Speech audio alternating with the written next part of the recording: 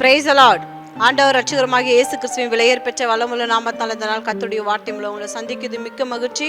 இந்த நாள் கர்த்தர் நமக்கு கொடுத்த வார்த்தை மத்தேயு சுவிசேஷ புத்தகம் 5ஆம் அதிகாரம் 39ஆம் வசனம்.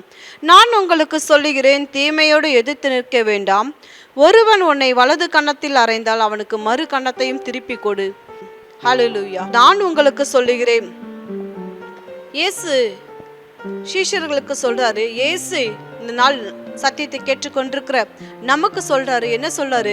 நான் உங்களுக்கு சொல்லுகிறேன், தீமையோடு எதிர்த்து நிற்க வேண்டாம். தீமையோடு எதிர்த்து நிற்க வேண்டாம். ஒருவன் உன்னை வலது கன்னத்தில் அறைந்தால் அவனுக்கு மறு கன்னத்தையும் திருப்பி கொடு அப்படின்னு இயேசு சொல்றாரு.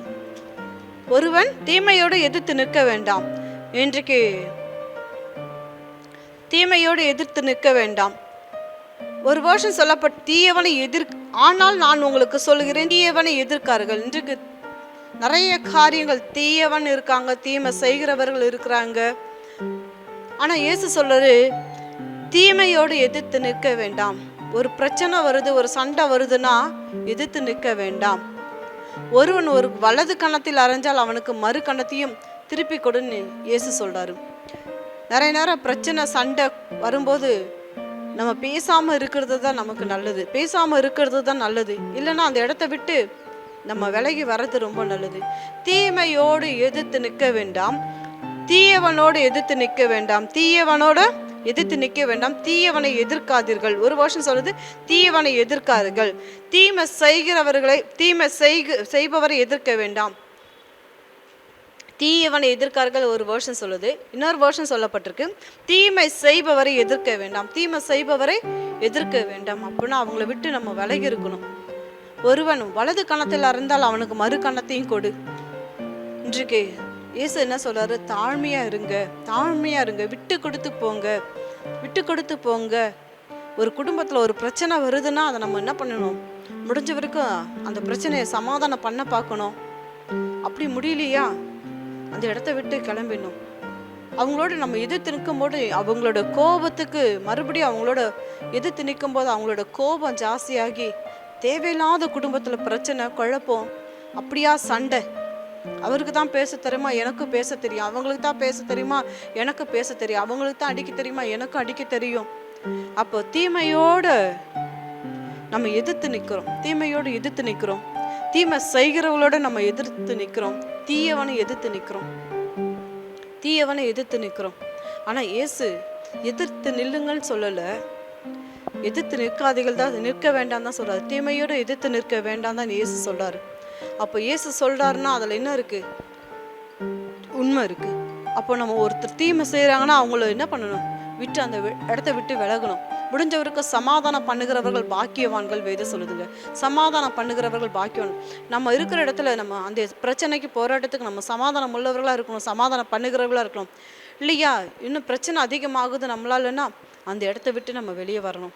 இன்றைக்கும் தீமை செய்பவரோடு எதிர்க்க வேண்டாம். மாறாக என்ன செய்யணும்? உங்களை வலது கன்னத்தில் அறைபவர்களுக்கு மறு கன்னத்தையும் திருப்பி கொடு. இன்றைக்கு மறு கணத்தையும் கொடு. நம்ம அடிக்கும் போது நம்ம என்ன பண்ணணும்? அதை பொறுமையோடு சகிச்சு கொள்ளணும். நாளானது விளங்க பண்ணும். நாளானது விளங்க பண்ணும். இன்றைக்கு உண்மை எது பொய் எதுன்னு சில நேரத்தில் தெரியறதில்ல. நடந்த காரியங்கள் என்ன ஆராயத்துக்கு முன்னாடி எல்லாருக்கும் கோபம் வந்துடுது. ஆனால் உண்மை தெரிய வரும்போது அதை அவங்க புரிஞ்சு கொள்வாங்க.